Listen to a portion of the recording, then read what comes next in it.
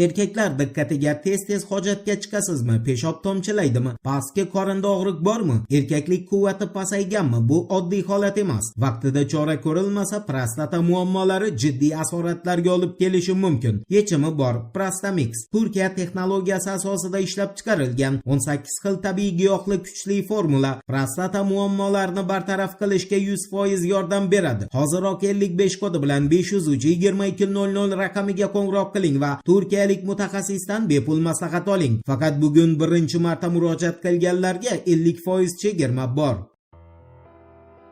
Assalomu alaykum qadrdon muxlis. Siz bilan siz bilgan va kutgan kanal Turfa olam. Rada telekanaliga bergan intervyusida 6-iyul kuni Ukraina mudofaa vaziri maslahatchisi Sergey Beskresnov Kiyevda Rossiyani ballistik raketalarni urib tushirish uchun umuman raketa qolmaganini tan olgan. Uning aytishicha, faqat o'tgan tunning o'zida 30 ta ballistik raketa nishonlarga yetib borgan. Uning fikricha, agar bunday hujumlar shu suratda davom etsa, Rossiya qurolli kuchlari Kiyevni butun infratuzilmasini yo'q qilishi mumkin va Sergey Beskresnovga ko'ra, havo hujumini qaytarishga qodir raketalarsiz urushni davom ettirish mumkin emas. Boisi bundan keyin Ukraina Rossiyani zarbalarni faqat qabul qilishi mumkin. Ularni bartaraf etish esa amalga oshmaydigan orzu hisoblanadi. Negaki Ukrainani havo hujumidan mudofaa raketalar zaxirasi tugadi. Endi Rossiya Mudofaa vazirligi ma'lumotiga ko'ra, Kiyev va Kiyev viloyatiga 6-iyulga o'tar kechasi berilgan ommaviy zarbalar natijasida Kiyevdagi Buravestnik zavodi, dronlar va radiolokatsiya texnikalarini ishlab chiqaradigan korxona zaxiralari jangovar harakatlar hududiga favqulodda yoqilg'i yetkazib berish uchun foydalaniladigan Vishnyovoye yoqilg'i moylash materiallari ombori, artilleriya katerlarini ishlab chiqaradigan kema qurish verfi, zenit raketa majmualarini ishlab chiqarish va ta'mirlash,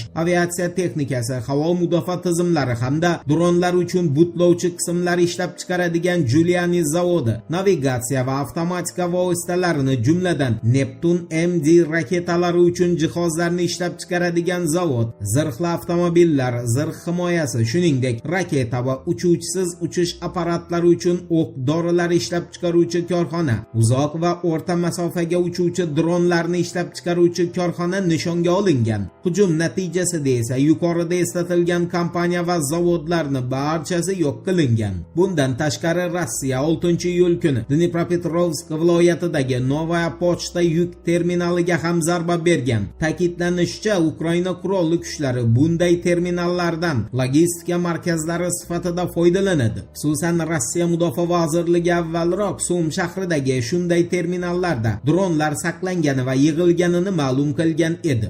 Endi Kiyevni, Kursk va Yaroslav viloyatlariga hujumi haqida qisqacha so'z yuritamiz. E'tiborli bo'ling. Yaroslav viloyati gubernatori Mikhail Yevrayevning RIA agentligiga ma'lum qilishicha, Ukraina qurolli kuchlari 6-iyul kuni Yaroslav neftni qayta ishlash zavodiga maxsus harbiy operatsiya davridagi eng yirik hujumini takrorladi. Gubernatorga ko'ra, hujum vaqtida 70 dan ortiq dron urib tushirilgan. Kursk viloyati gubernatori Aleksandr Xinshtaynning ma'lumot berishiga ko'ra esa, Ukraina 6-iyul kuni havodan Kursk 2 atom elektrostansiyasi energoblokiga hujum uyushtirishga urinib ko'rgan. Uning so'zlariga ko'ra, Ukraina qurolli kuchlariga tegishli 12 ta dron atom elektrostansiyasi yaqinida urib tushirilgan. Yana bir dron esa Kursk atom elektrostansiyasini qurilayotgan 2-energoblokiga tegishli sovutish minorasiga zarba bergan. Ma'lum qilinishicha, stansiya ish faoliyatiga talofat yetmagan, ekologiya va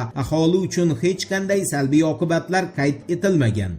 Endi Polshani Ukrainaga bundan keyin bir dona ham raketa bermasligiga oid xabarga yuzlanamiz. Diqqat bilan eshiting. Rech Pospolita agentligining axborotiga ko'ra, Polsha mudofaa vaziri 6-iyul kungi o'z bayonotida Varshavani Kiyevga berishi mumkin bo'lgan barcha harbiy yordamni allaqachon berib bo'lganini bildirgan. Vladislav Kasinyak-Kamishning aytishicha, Polsha shu kungacha 30 mingdan ortiq ukrainalik harbiyni tayyorlagan hamda Kiyevga qiymati 4 milliard Amerika Qo'shma Shtatlari dollariga teng qurol-yarog' yetkazib bergan. Yetkazib berilgan qurol yaroqlar ro'yxatiga esa T-72 va T-91 va Leopard tanklari, zirhli transportyorlar, o'zi yurar artilleriya qurilmalari, uchuvchisiz uchish apparatlari, minomyotlar, MiG-29 jangovar samolyotlari, Mi-24 vertolyotlari, havo mudofaasi majmualari, raketa qurilmalari, artilleriya va tank o'q dorilari, o'qotar qurollar, ko'chma zenit raketa majmualari va boshqa harbiy texnikalar kiradi. Shuningdek,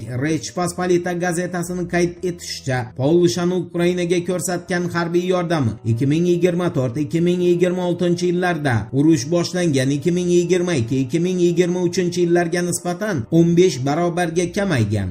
Endi Makronni Suriyaga tashrifiga o'tamiz. La Figaro agentligiga ko'ra, Emmanuel Makron Suriyada yana qora ko'zoynakda ko'rinish berdi. Nashrning ma'lum qilishicha, u kechqurun Damashq shahriga kelib, binoda quyosh xalaqit bermaganiga qaramay, o'zini aviator uslubidagi qora ko'zoynagini yechmagan. Bundan avval ham Fransiya prezidenti 3 kun davomida omma oldida doimiy ravishda qora ko'zoynakda namoyon bo'lgan edi. La Figaroga ko'ra, Makron hokimiyat almashgan dan keyin Suriyaga tashrif buyurgan Yevropa ittifoqiga a'zo davlatlar orasidagi birinchi davlat rahbari bo'ldi. Ungacha esa Suriyaga faqat Yevropa ittifoqi rasmiylari tashrif buyurgan edi. Voqealar va juni birgalikda kuzatamiz. Turfaulam bilan qoling. Siz kutgan kerakli ma'lumotlar hali oldinda.